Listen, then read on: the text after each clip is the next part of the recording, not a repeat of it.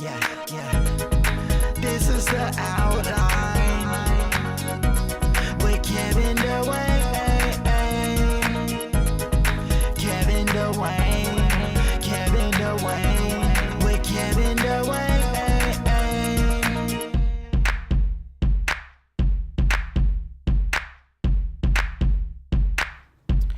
What's going on? It's The Outline with Kevin Dwayne, a weekly podcast where I just bullet point random things that happen during the week. Remember, you can subscribe to this on iTunes, SoundCloud, Stitcher, KevinDwayne.com, Google Play Music. It is everywhere. So make sure you subscribe, make sure you share with your friends, rate, comment, do all that great stuff. Also, I have added a new element as of last week to the podcast. Now you can get an exclusive look of me recording it on Tuesday nights on Periscope and also on Facebook Live. So make sure you add me on Periscope, The World of Kevin, and Facebook, also The World of Kevin. And you can get an exclusive look, you can interact, you can discuss what I'm talking about, and have a good time. And that way I can see what you guys are saying, and it's super fun. And that way you can get a whole nother aspect of, how raggedy I look when I'm recording it, the sweat beads that fall down my forehead, all that good stuff, because I don't dress up for it. I literally wear whatever I can find. So I think that'll be fun for you. So on the 1st, I started a fitness challenge, and today is day 4. And I wanted to announce this because it happened after the last show, so I couldn't say it then. What it is every day I want you to do something, some kind of activity, and it's just to form better habits. It's hashtag Kevin's Better Habits. If you're going to join it, go ahead and just tag me or use that hashtag and keep it going. Every day you're going to drink 10 glasses of water. You're going to work out 45 minutes 3 times a week, which is actually very doable. And then on the days off, I just want you to get some kind of activity, whether it's stretching, a brisk walk, yoga, something light, not to overextend your body, but just get in the habit of having daily movement. It's day 4 right now. By the time you hear this, it'll be day 5.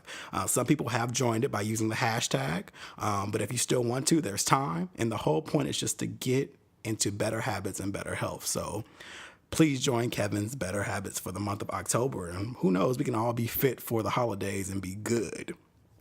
So last Friday, Solange released what is one of the best albums of this year. Like hands down. The album is so good. And I won't say I was shocked. I've been a light fan of Solange's over the years. I tend to like singles, and I tend to like, I like her quirkiness and stuff like that. But this is the first time that I have really just been like enamored with everything that she's done this go around. So it started off with her announcing that the album was coming out. It's called A Seat at the Table. And a couple days later, she released a 115-page booklet it was all the lyrics and some pictures. And that was beautiful because the way she did it was like a poetry book. So the words are in different patterns and they float and they do all these things. So it's almost like you're reading these lyrics and you see where she's going with the lyrics before you even hear the music. And I thought that was cool because I was super engaged. I'm like, okay, I can't wait to hear what these songs sound like. So come Friday when they came out, I was in love. Every track is it's beautiful and it's very cohesive. What I like about the album is it's a feeling. And what I mean by a feeling is not only is it just cohesive, but you feel like you're just a part of this entire complete work, and it changes your mood. It makes you feel like certain ways. It just works. Examples of other albums that have feelings are like Velvet Rope or TLC's Crazy Sexy Cool had a lot of feeling for me. Waiting to Exhale soundtrack had a feeling. What other albums? Songs in the Key of Life. It's a feeling. And you know what I mean? Like, it's more than just having cohesive songs, but it's the idea of just, when you put it on, you feel like you're in a different world. And this album definitely does that. Another example of a feeling album is like Miseducation of Lauryn Hill. That was just the whole thing it just works. So she put out this amazing album and had the nerve to work with Raphael Saadiq. She has backgrounds interwebbed of Tweet throughout the entire album, and just the sound of Tweet on backgrounds on any track, it's just beautiful. It's melodic. It's just a feel. It's a wetness. It's just, this is just amazing. So there's that. And then she has backgrounds with like Kelly Rowland, and then Sampha's on there, Kalila. And she molds it together with interludes. And she has reminded me that interludes are really a lost art. Back in the 90s, albums were all about interludes. They seriously were. Like, interludes were just it connected the songs. And so on this one, she curated very well. She had like a New Orleans inspired feel with it. So Master P is on the interlude. Her mom and dad are on interludes. Lil Wayne is featured on the track. And it just had this whole NOLA vibe. And I think it was almost like a nod to like, the Creole culture and her also living in New Orleans. So it just works, and it's just beautiful. So her mom talks about, how she hates the idea of reverse racism and how there's nothing wrong with being proud and black. It doesn't mean anti-white. It just means you're proud. Her dad talks about being one of the first students to go to an integrated school, and how they had to go in with a patrol car and how they were threatened every day and how it made him angry. And I thought that was a great perspective, because Matthew Knowles always had that perception. People always said he was a tough guy and he was a hard guy to deal with. But that gives you a background of, what he came from. I mean, from Alabama, one of the first to go to mix in a school, like that explains so much. And I thought that was great. And then you have Master P talking about his success with, having his own label, and, No Limit was huge. Everyone remembers the No Limit stage, and just him talking about the ups and downs of that and building his own, idea with Black Boy Magic. So the whole album is very much just Black pride, and just the lyrics talk about being weary of things that are happening, and concepts like, don't touch my hair, and being mad about certain situations. And it's a beautiful album. If you haven't heard it, please, please, please, please do yourself a favor and listen to it. It is a great, great, great, great album. It's been on repeat for me. My favorite songs in that album are Cranes in the Sky, Mad, Don't Mess With My Hair, Weary, Borderline. I love the whole album, but those songs particularly make me excited. And especially thinking about being excited, the visuals. So Solange she's an amazing artist. I have to tip my hat off to her, especially being a Knowles sister. At this point, they just have the holy grail right now. Like, the fact that they both released these albums that are just great this year, it blows my mind. But with these particular visuals, she did a video for Cranes in the Sky and Don't Touch My Hair. They're very similar, but they both have different like looks. But the art, the fashion, her quirky way of dancing, which I love, because Solange is actually a very good dancer. She was backup dancer for Destiny's Child, like for the first couple of albums. And so she can actually dance really well. And we saw that when she did Feeling You. But I noticed that when she went her own path towards the music industry, she started doing these really kind of odd dances. And I think it's so dope. I love them because they're really silly looking, but it works. And it works with the flow of the video. It works with just everything about it works, and I love it. She did it in Losing You too, from the True EP, and just she does these old 90s dances, and it cracks me up because it's so odd, but it works, and I think it makes you remember the video and the music. So it's super good. So do yourself a favor.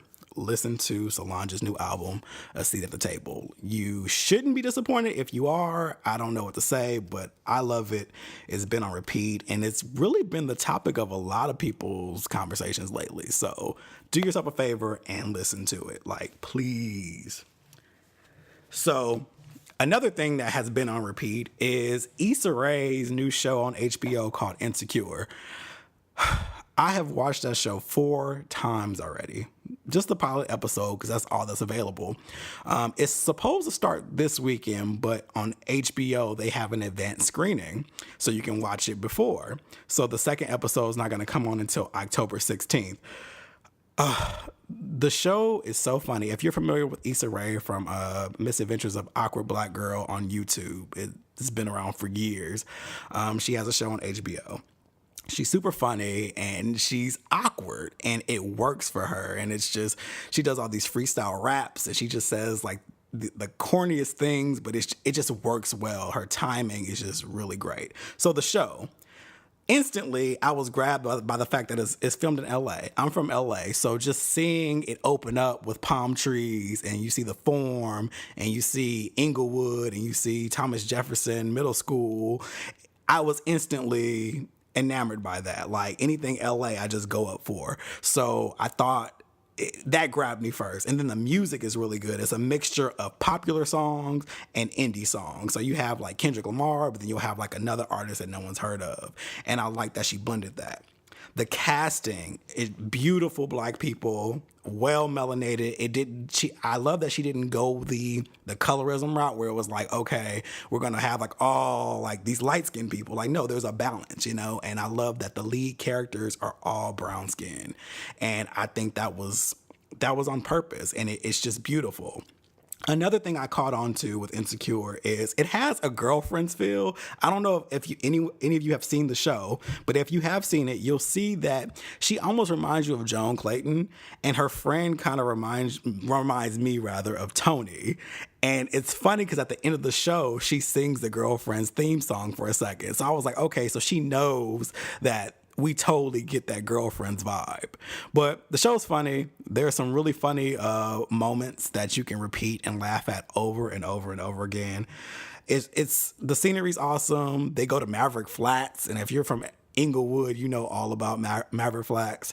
It's a great show. I'm excited. It's another thing to add to the DVR. There's so many shows right now. I feel like it's almost overload, but I am happy to see these awesome representations of black people on television. So please check out Insecure by Issa Rae on HBO. It comes on Sundays, I believe, but don't quote me on that because I watch it on demand, so I don't know the actual day. But check it out. I have a question. So I've been seeing on Instagram and Facebook lately that I guess today was National Vodka Day. And then yesterday was National Boyfriend Day. So are people just making this shit up? Like, are people really like, I don't understand where these days come from. Like, I feel like it's bullshit. I mean, it's cool, it's fun, but we're like, is there like an ordinance or like a permit that you have to get, or do you have to like get a petition signed, or what is it? Like, are these government dates? Is there a master calendar? Because I don't understand like where the hell these dates come from. Like, I feel like people are literally making up shit. And if that's the case, I have a couple days that I would like to use or have set up, and they go as follows. I would like to start the top of the year with National Side Chick Appreciation Day, because I feel like they don't get honored enough. I think a great day for that would be February 15th, you know, the day after Valentine's Day, you know. I mean, he gonna be over there getting some booty anyway because he missed out on it on the 14th. And it's a nice day to like bring a gift to the side chick. I mean, they deserve something for always being open, you know, always being available. It's hard to keep a schedule as a side person. I mean, you have to always be available. That's a part of the rules, you know? So I feel like the 15th would be a great day for that. What do you guys think on Periscope? Okay. Yeah. So yeah, it won't be a paid holiday. So we don't know about that one, but I think that would be very great. Another day I would like is National Gym Cancellation Day.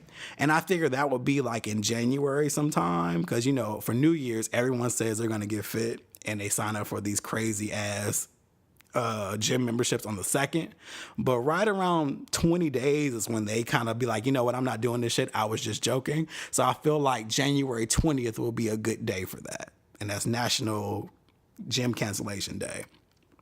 And the final day that I will like, and the date doesn't matter for this one, but I think it's needed. It is National Girl, We Don't Give a Fuck That You're Deleting Your Facebook and or friends off of their day. Because we just need a day where people know that we don't give a fuck that you're leaving Facebook or the fact that you're deleting people and that we're the precious ones who made it. So those are my 3 days, and I would love to get those added to the master calendar. If you know how that works, please let me know where I can go ahead and sign up for that, because I think those would be very important for America. And if you have any days, let me know, that works. Another thing that I actually saw on Facebook today, and I thought I'd talk about it. I put a status up about it, but I just wanted to elaborate a little bit more. It was a post that I think my sister posted. It was from a year ago. And you know how we have the memories and the moments on Facebook where it reminds you of shit you don't want to be reminded of most of the time, daily. And the post said, would you abandon social media for a healthy relationship?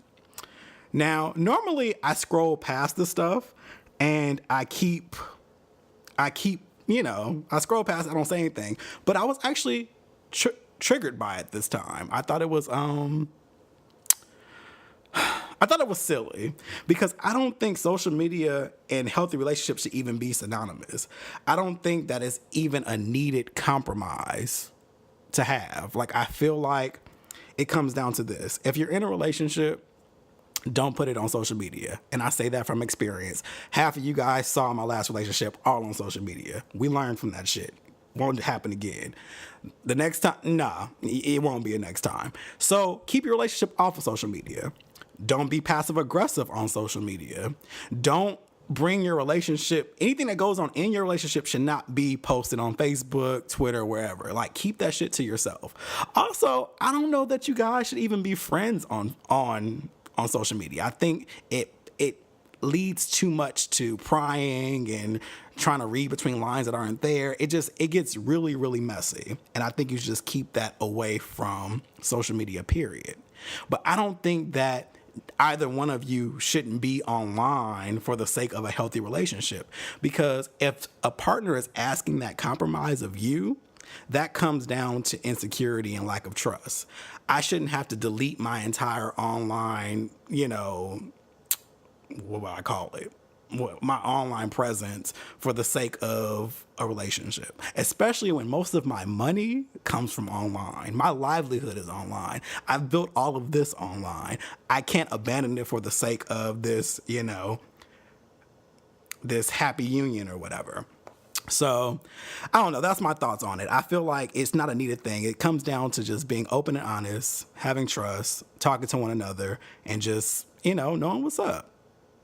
And that's just my 2 cents on that. So I just don't think they go hand in hand. I think it comes down to the people and understanding that the relationship is between two people and having understanding of what the expectations are and having trust. And if you don't have trust, get the hell out of it. It doesn't, it just is what it is. Someone actually commented that they don't want their partner on social media at all. That is interesting. Okay, I'm going to note 2 things here. Someone asked me if I'm nervous. I'm not nervous. I'm just sweating right now because it's hot and I couldn't have my air on because I don't want it to get into the mic. And this is people who are listening, they're watching me on Periscope. And this is why it's normally audio, but I have an exclusive look so they get to see me sweat up a storm on this.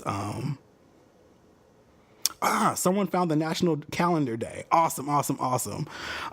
So back to the comment from James. You said that you don't want your partner, or you don't follow your partner on social media at all. That's awesome. I think that's super smart. That's super smart. I don't think partners should follow each other online. I don't. And I have my Whitney rag here, so I can, this is for you. This is for you. This is for you. So I don't think partners should follow each other, because one thing I have experienced in relationships when they're online is there's that passive aggressiveness. So something can happen in your relationship, or something can happen. You can get in an argument. And if a person goes to Facebook and has this whole, niggas got me fucked up.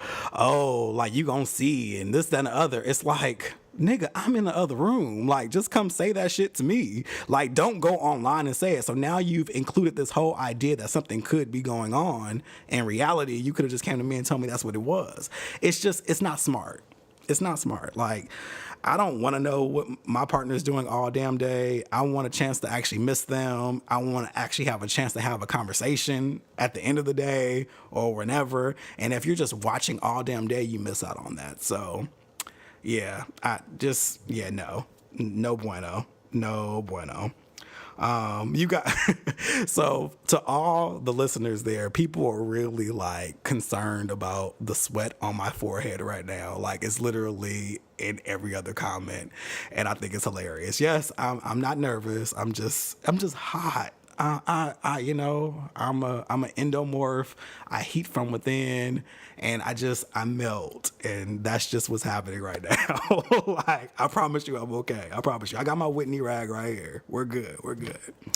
So, those are my thoughts on social media and healthy relationships. Someone sent me a suggestion a couple days ago, and I thought it was a pretty cool idea. And they were like, "Can you please talk about the barbershop experience?" And I assume they meant as a gay man because, well, I'm a gay man, so I'm going to run with that. And I think it's a great idea because there was a documentary that someone is actually trying to get funded right now, and it's all about, like, going to the barbershop. And that triggered me a while ago, and I was like, I would love to give my experience and talk about that because I think I've had best of both worlds, and presently I'm in the right space right now. So when I was younger, when I got my hair cut, the first barber I've had very few barbers. In fact, I actually make the joke, and it's actually in all seriousness, I've had less barbers than sexual partners, and it's just life. So I've only had a few barbers in my entire life. So, because I'm all about that loyalty when it comes to barber. You just can't let anybody cut your hair, So when I was little, I remember my dad took me to a barber. His name was Jimmy. I remember that. My dad was older, so, his barber was older. So he used to cut my head, and it was cool for a couple years. And I remember one time my mom took me to that barber, and I guess she didn't like the way he was talking to me. And I don't really remember. I don't know if he was just being smart, but that was the last time I went to him. She was like, "Oh, hell no. Like, you ain't about to talk to my son any kind of way." So that changed that. So then after that, I started going to another barber, which was like in Hawthorne, California. And I'll never forget going to that barber. From that point forward, I went to that barber for another maybe 5-6 years.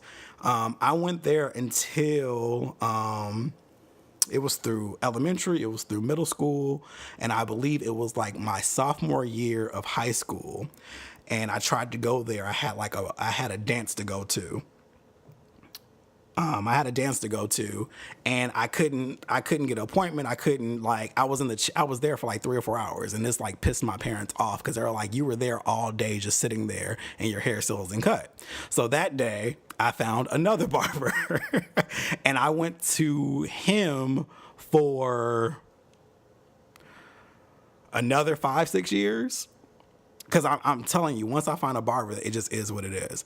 But I remember ultimately the experience as a kid was it being like a locker room. I mean, sans the beer and jock straps. It's like a sports bar or whatever. Because, I mean, you have a bunch of men. So you hear a lot of things. I heard a lot of misogyny before I knew it was misogyny. I heard a lot of sexism before I knew it was sexism. You hear a lot of these concepts and you realize that a lot of these things are kind of getting into your subconscious. But it was no different than being in school for me, because that's what boys would talk about in school. So it was, it was whatever. It wasn't until I really realized that I'm like, okay, like I'm gay, and I knew at a young age, but when you kind of solidify it and you stop fighting it, it's kind of like when you're just like, okay, this is my identity now. It just is what it is. That's when I was just like, okay, this is a little weird, because you hear these men in these barbershops constantly talk about fag this and sissy that, and, oh, if I see this, oh, don't touch me. And you hear them say these stupid ass things, and they're not thinking about it, or they don't know. It's a certain ignorance. And so you hear them talk about these stereotypes. I remember one time there was this Jamaican guy in there, and he was just going in about, you know, how people and, you know, and where he's from can't stand gays, and, you know, they'll stab them and they'll shoot them on sight. That's just not cool. And I remember sitting there being so uncomfortable because my barber is like, you know, high-fiving him and like leading him on and just like, oh yeah, like, yeah, them fags, and you know, if they you know, they gonna fight. That's what he said. He said some stupid shit about, yeah, and you know, they strong as fuck, and you know, if they beat your ass after they beat you up, they gonna kiss you. And I'm like, this motherfucker's like 27. Like, do you really believe this shit? Like, do you really believe that happens? And so I dealt with that for the longest time until I was probably like in college. And then in college is when I really kind of came into my own identity. And I didn't necessarily go around just telling people like, oh yeah, you know, I'm gay, but I didn't necessarily like pretend that I was straight either. You know, because that happens too in barbershops. A lot of people suppress their sexuality, and they kind of just play along for that hour or two while they get their haircut and go through the process. And fortunately, I didn't have to do that for long. After when I was in college, then I started getting barbers who will follow me on social media and be like, oh, okay, he's gay, he's cool, whatever. But they wouldn't talk to me. It wasn't until I got to Atlanta and met my current barber that I've had the best experience ever. Number one, in this experience, I don't wait ever. I literally can make an appointment and it's always on time. I'm always in and out within 30 minutes. Number two, dude is like beyond gay friendly. Like it is the most amazing thing. He is straight. He's married with kids. Like there's literally nothing there to sense, because I know people like to kind of play with that. There's nothing there to even play about. He's straight, super gay friendly, because a lot of his clients are gay.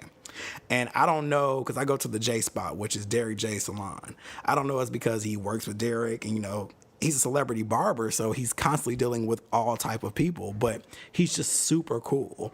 And we're actually good friends. Like he hooks me up with all type of gigs. He always like hits me first when there's opportunity. And I've been to like barbecues and parties, and I've been to tons of events outside of just getting my haircut. So he's a good friend. I know his family. I know his kids. It's awesome. But what I thought was amazing was when I was in my last relationship, I would get in the chair and I would talk to him about it. And I can totally be like myself. I don't have to like filter anything. I can say what it is, and he would respond like anybody else. And I respect that.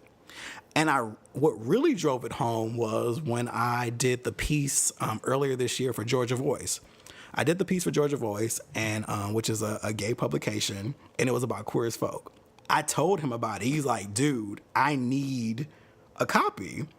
And so I bought him a copy, and he put it up on his mirror, like at his shop, and it's still up there to this day. And I think it's just the craziest thing. Like, I'm like, wow, and it's just, he's a black guy, you know, straight. It's not the stereotype, you know, he's totally accepting, totally cool, totally chill. He has this up here saying like, oh, this is my client. This is the cut I gave him. Look, he's published, and he has tons of celebrity clients. Like I've seen so many people that he's cut that I'm like, their stuff's not up there. So I always thought that was just really, really cool. So it's nice to have this experience now where, it's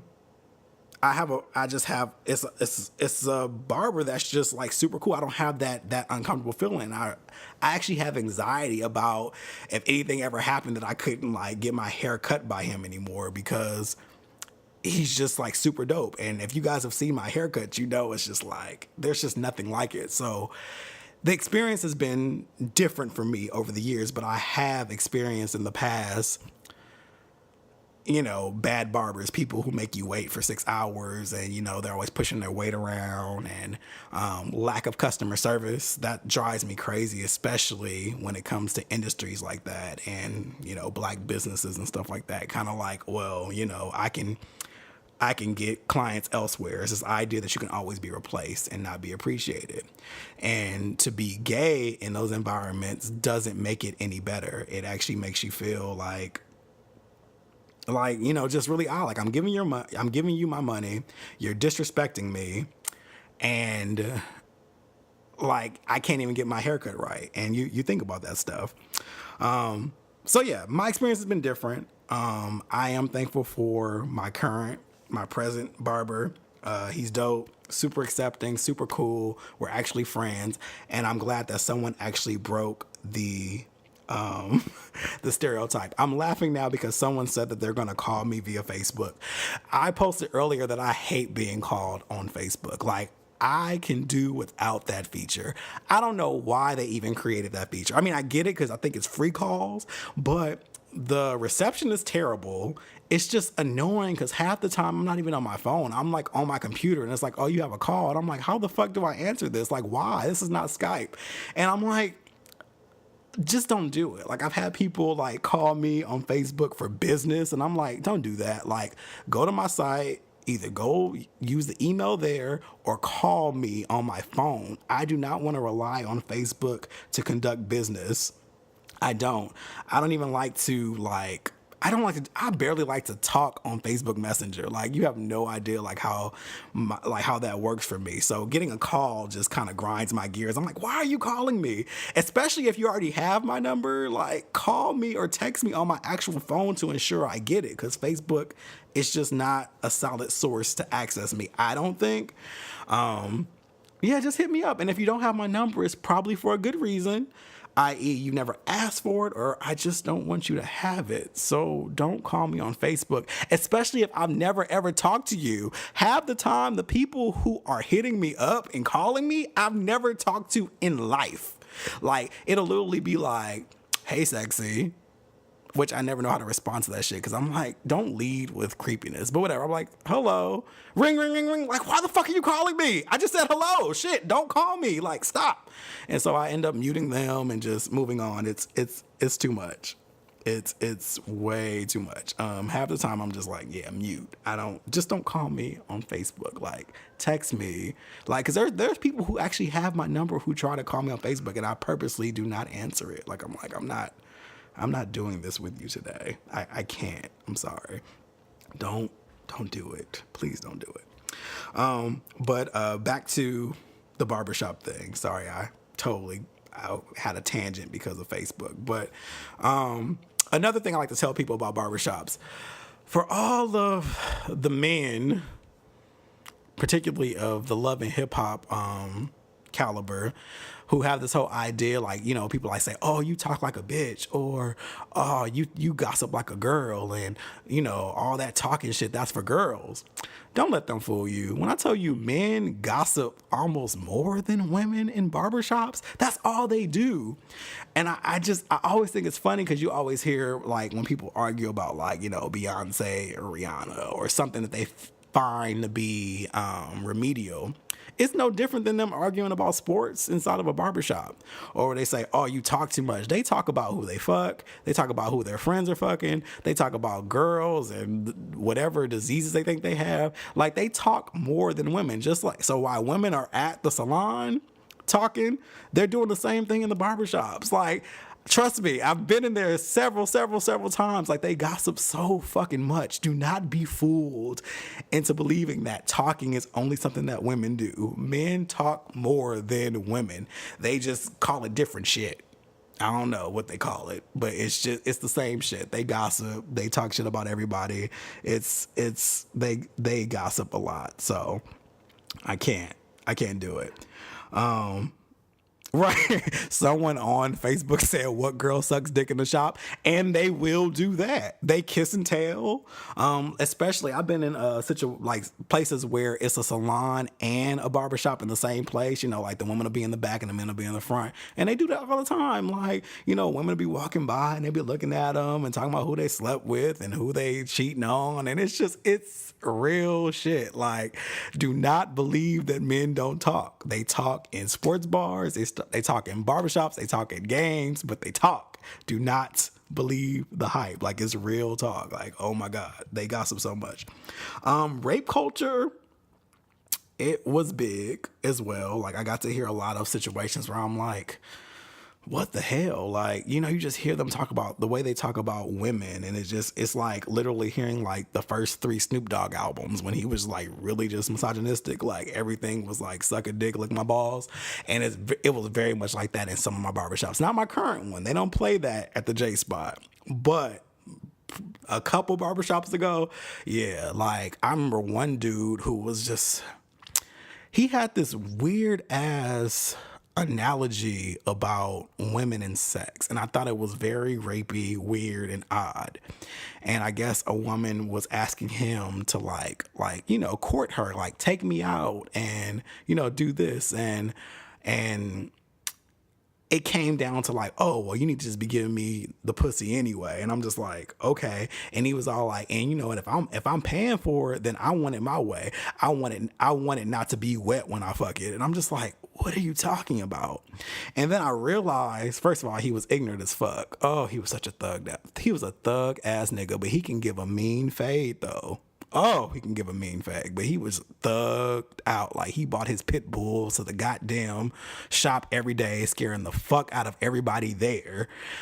He showed up late all the time. He was just hood. Like if Ja Rule was a barber, it would be this guy. So I expected him to say ignorant shit, because all he did was go to the barbershop and the gym down the street. Like real talk, that's all he did.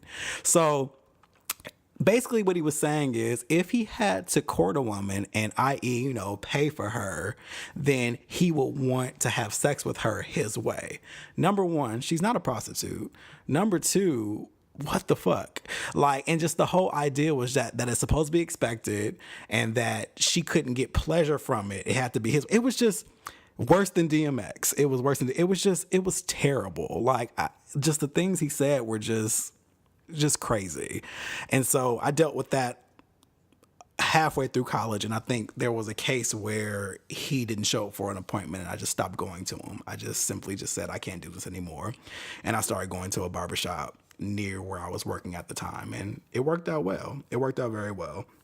What else about barbershops? I think that was it. I think honestly, just with identity, you just hear a lot of things and it can be very offensive. And I know that it's, if you're in Atlanta, come to my barber. That's all I can say. That's the one place where it's gay friendly. They're super cool. You don't have any drama. It's there. I know that being in those environments are hard because, you know, you have a bunch of men who are just, you know, they're gossiping and they're saying their opinions and they're being very aggressive with it. And it's easy to not feel safe in those kind of situations. Unless you're in ATL, where half the time most of the guys are DL any goddamn way. So, you know, if they're pressing you, it's for the reason that we all know. And, you know, that's that. But that was my experience with the barbershop. And that's literally all I have. I know this is a quick little in and out, less than 40 minutes. But I enjoy doing this with you guys. Make sure that you are subscribed. Make sure you're sharing it with your friends. Make sure you're rating it, commenting, and join us on Periscope and Facebook Live on Tuesdays. Tonight it was at 7:30, but I know how I am, so that time can change. So let's say next Tuesday at 7:30, but, you know, I'll let you know for sure, like Tuesday morning, because that's how I roll. But it's an exclusive look, and you get to see the podcast as it's being recorded. So that's all I got. Thank you so much for listening, and I will talk to you guys next week on The Outline. Peace out.